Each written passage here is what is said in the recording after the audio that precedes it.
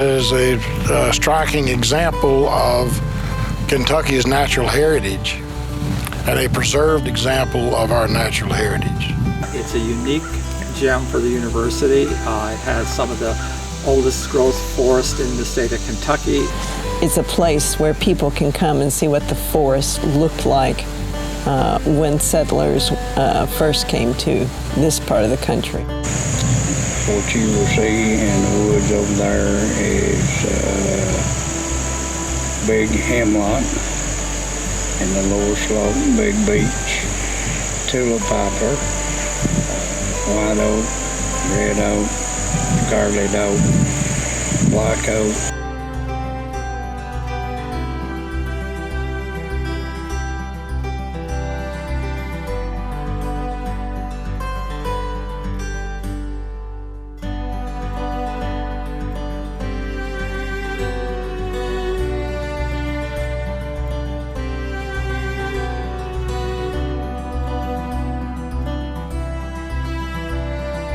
Welcome everybody.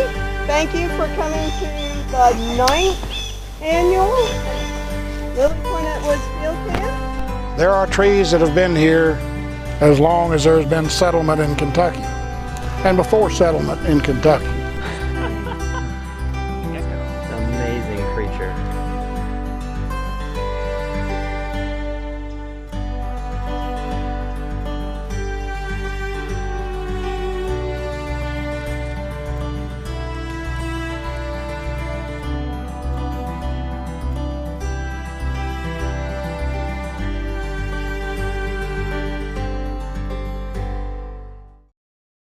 Located in Letcher County in the southeastern corner of Kentucky, Lily Cornet Woods encompasses 554 acres of mixed mesophytic forest.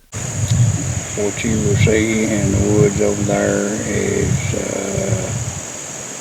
big hemlock in the lower slope, big beech, tulip poplar, white oak, red oak, scarlet oak, black oak. A portion of the total acreage, 252 acres, is designated as old-growth forest, a forest which has not undergone any man-made changes in 150 years. This is an example of what it was, especially at the time of settlement. I think we can go back at least that far because we've got trees that live here that date back to that time. We've dated them. And that are older than that, for example. It's a place where people can come and see what the forest looked like when settlers first came to this part of the country. And I say settlers, meaning we know that Native Americans lived here before that. So it gives us a place to see our cultural, our ecological heritage. What did Kentucky look like? The primary purpose and use of Lily Cornet Woods is stated in the original Memorandum of Understanding with the state, that of preservation of the unique ecosystem and its use for ecological research. Another good characteristic is a lot of large, down, coarse, woody debris. Ecological research conducted at Lily Cornet Woods will involve the study of plants and animals in their natural environments for years to come. Long-term studies and monitoring of air, water, forest growth, and animal habits will yield scientific, educational, and wildlife management information as we follow the forest and its changes through time. Those studies have been going on for 4 decades here. It's one of the longest running studies of plant life in the eastern part of the United States. This kind of research is possible only at preserved natural areas such as Lily Cornet Woods. Because ecologically it's undisturbed, so we now have something that can serve as a control, especially when we look at a region of the state that is heavily impacted by resource extraction, whether it's coal or timber or natural gas. So what did this landscape look like before, and then what ecological impacts are those things having? So the watershed and the soil and the vegetation can serve as a control to compare to areas that are now impacted by those sorts of things. It is extraordinarily valuable from helping us understand what forests do, that is, how they function and how they survive and how the various trees that are a part of this forest survive. Those that are short-lived as well as those that are long-lived. To date, there have been 50 publications that have included data collected at Lily Cornet Woods. 36 completed studies have been documented, ranging from small animal surveys to hydrological investigation and archaeological assessment of rock shelters. There are trees that have been here as long as there's been settlement in Kentucky, and before settlement in Kentucky. Its secondary purpose is for ecological and environmental They education. were here in this woods because there's a rock shelter up here at the top. We can learn a lot about our place in the world and how the natural world functions by spending time here at Lily Cornet Woods. And so having teachers come down here and learn about taking their students outside, or having high school students come down here and spend some time here. This will be a great place for college field courses. So if we're talking about a forest dynamics class, what a great place to come and spend a couple days and look at forest dynamics in an old growth and be able to compare that to the second or third growth forest. So we hope to just in general have more visitation and more use of the woods in all of the appropriate ways. Welcome everybody. Thank you for coming to the 9th annual Lily Cornet Woods Field Camp. Lily Cornet Woods Field Camp was established in 2007 to introduce students, faculty, and researchers from across the state to this valuable resource and foster collaborations for research, education, and outreach. A disturbance feature of bottomland hardwood forest is flooding.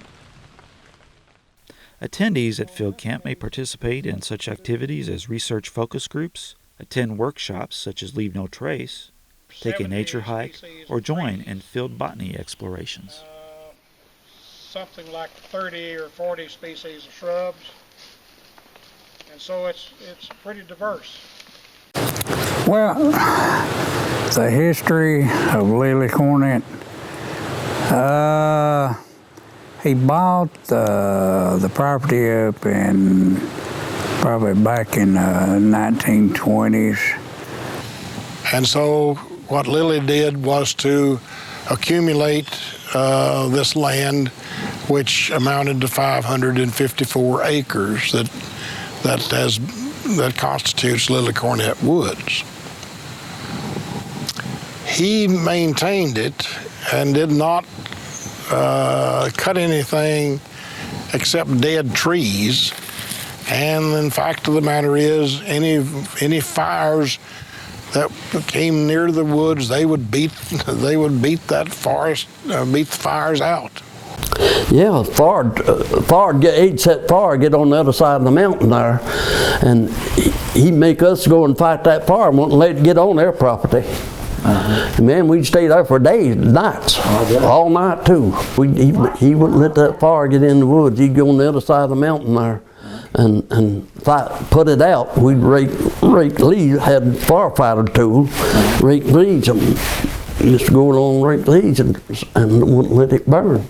I would imagine that when American chestnut was still alive here, that they participated like everybody else did with respect to collecting chestnut and using that as a bartering supply that they traded for sugar, salt, flour. Around? Do you remember the chestnut trees? Oh Lord, yeah. Yeah, all kinds of chestnut trees. We get chestnuts. They all died. Took some sort of blight and died. We used to cut. He used to cut all after they died. He'd cut them, make fences out of them. And also, they let the animals run loose in the woods. That was part of the culture. That there wasn't anything wrong with that. They didn't see any damage to that. Furthermore, the food was free, and so the hogs weren't of any cost in particular. Cattle were not allowed to run loose as much as the hogs were, but the hogs did quite a bit of damage.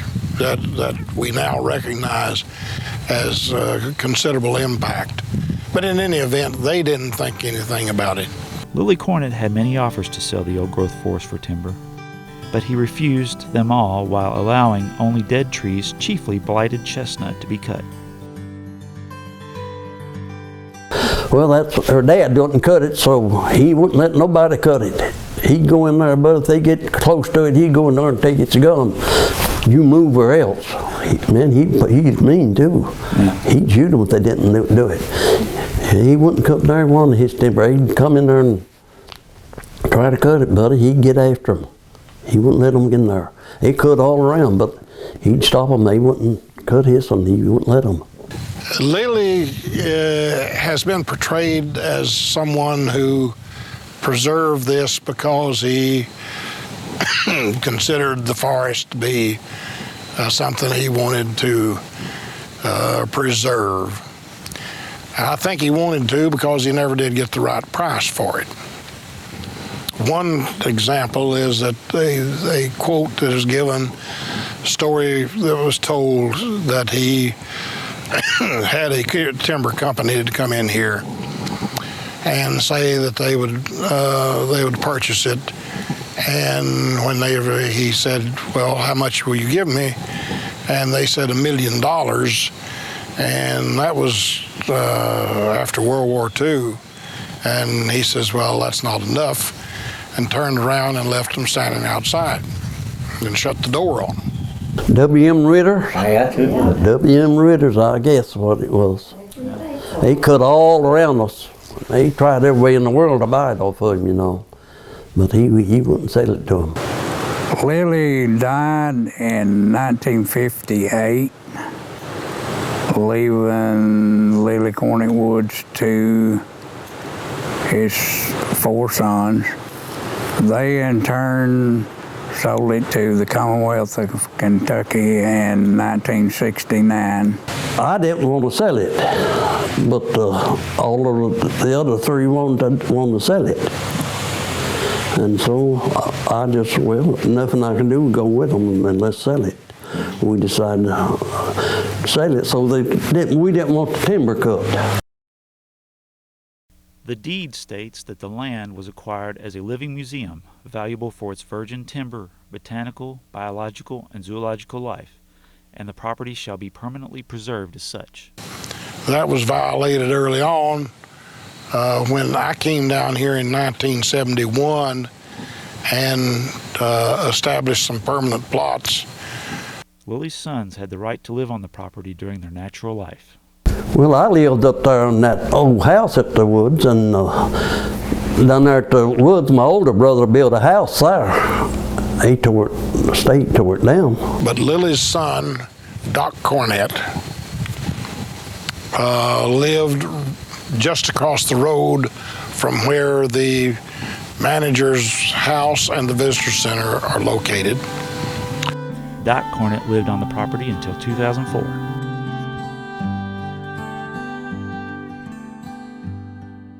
There is also a log cabin on the property. It was originally a 2-room cabin. It was in disrepair when the state bought it and was reconstructed into a 1-room cabin using the best logs. There are 2 cemeteries located on the property at Lilly Cornet Woods. One is located behind the visitor center. The cemetery at the visitor center started out as being a Whitaker Stamper cemetery. Other relatives with different last names have been buried in the cemetery recently. The other cemetery is pretty much the Cornet Cemetery, and that's where Lilly Cornet, his sons that have died, is buried, as well as brothers and sisters. At this time, Lilly Cornet Woods was managed by the Kentucky Division of Forestry within the Kentucky Department of Natural Resources and Environmental Protection. The Division of Forestry had it then from 1969 until 1977. The division frankly didn't know what to do with it because they couldn't log it. Well, yeah, the Division of Forestry, was primarily into timber management. And that the restriction, the deed of restriction was that there wouldn't be any logging done, that there wouldn't be anything done. In some cases, they thought literally that nobody would touch it. Managing timber goes along with cutting stuff out, maybe replanting. So, you know, they really had no use for it. And so they decided that they would think about giving it to somebody here in the state. And since I had done the research here in the woods, then they decided to give it to Eastern Kentucky University.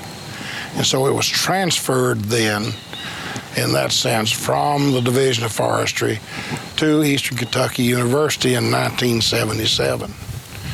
The university established at that time then the Division of Natural Areas. The Division of Natural Areas at EKU was conceived and started because of Lilly Cornet Woods. So if we had not had Lilly Cornet Woods to take care of, the Division of Natural Areas may have never started. We have held it and we have kept it as a forest of old growth and allowed it to function as an old growth forest in which the natural disturbances and natural features of the forest, of the old growth part. And as far as the rest of it is concerned, with some exceptions, for example, this place where we are today, we have kept this open and mown, and there's a weather station here, for example, that is a part of the national network of weather stations, where the visitor center is and where the laboratories and rooms are that are just now being constructed in this year of 2015 are also open areas. But the rest of it has not been, all the rest of it that was in pasture or that was part of housing, all of that has been left alone and is going through its natural succession back into forest. The value of the unique ecosystem at Lilly Cornet Woods has been recognized within the state and nationally. It is featured in Dr. Thomas Clark's book, Kentucky Treasures. It has been nationally recognized by the National Park Service as a National Natural Landmark. It is included in the Organization for Biological Field Stations. Lilly Cornet Woods is the longest preserved piece of old-growth forest in Kentucky.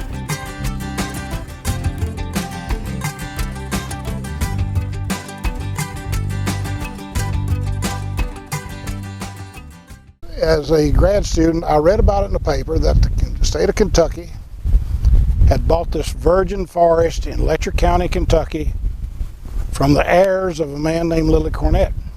Primarily, he was probably the reason that Eastern got Lilly Cornet Woods. Without Bill Martin starting research down here, who knows what would have ever happened to Lilly Cornet Woods, because as you heard him say, the Kentucky Division of Forestry owned it, and at that time in particular, they were focused on timber and forest management, and that's not what you want to be doing in an old-growth forest. It was nothing to them except something that they didn't really want. And so they decided that they would think about giving it to somebody here in the state. And since I had done the research here in the woods, then they decided to give it to Eastern Kentucky University. By him starting research down here, I think it gave a path, a reason to continue to preserve this. Not a whole lot of research went on. Probably Bill Martin was the only person that was doing research here under the Division of Forestry. Basically what we had here was just maintenance of the place, protection of the place, and guided tours. Wasn't much research going on at all.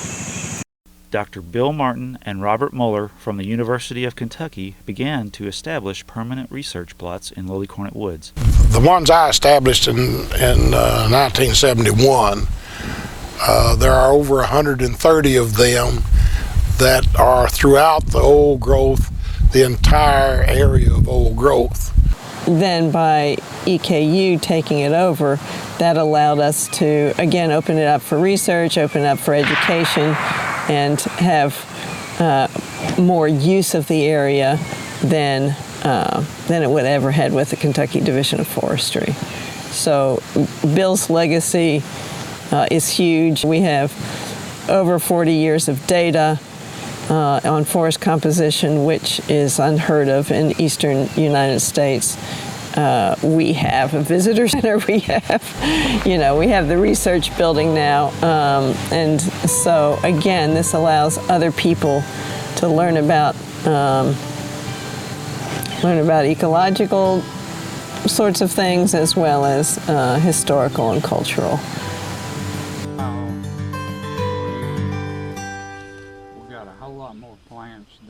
Robert Watts is the manager at Lily Cornet Woods and has been there since 1972.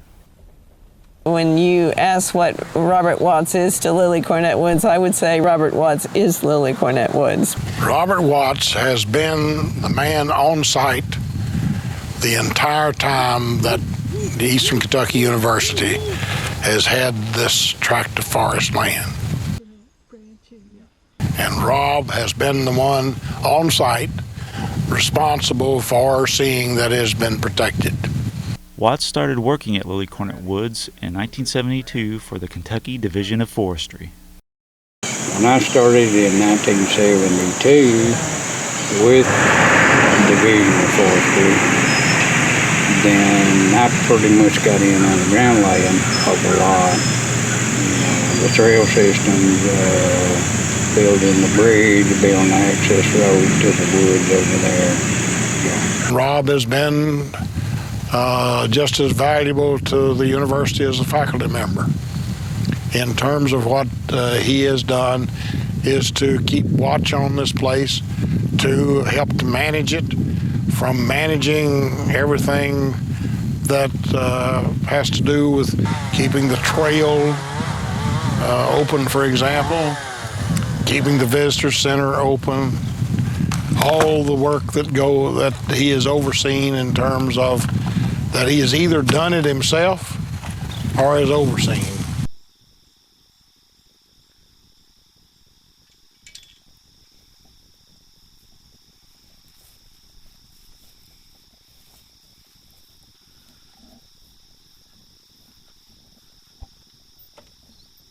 Robert Watts has been collecting and reporting precipitation and temperature data every morning since 1975 to the National Weather Service.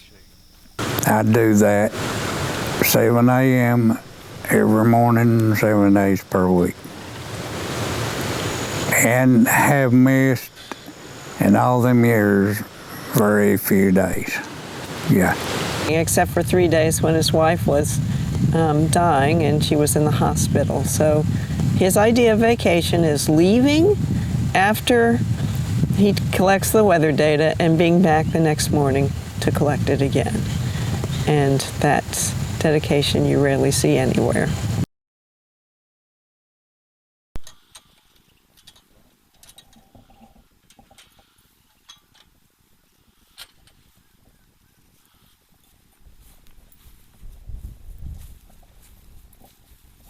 In 1981, Watts began collecting acid precipitation specimens and sending the data to the National Oceanic and Atmospheric Administration.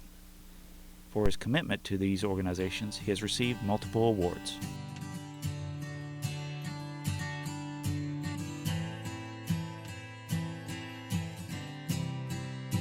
Without Robert Watts, Lily Cornet Woods would not be the place it is today.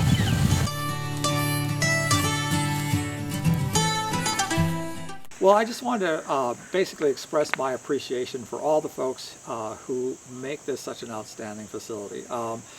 Rob Watts has been a fixture down here for forever. We have Homer Strong at the Maywoods area, who manages that site.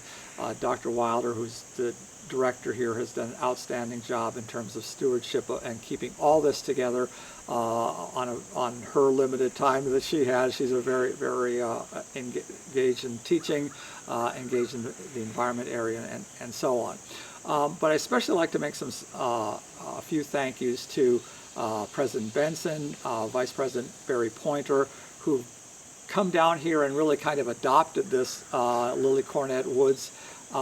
They've invested funds in it, they've invested their time in it, and of course I'm very, very much appreciative of what they've been able to contribute and to add to what's already an outstanding facility. And I also would like to make sure we thank the National Science Foundation for their support of this, in terms of they provided the seed funding for the biological field station, and we think this is going to be a cornerstone of some great student research, some great faculty research, and some, I think, some really impressive community engagement for a very long time to come.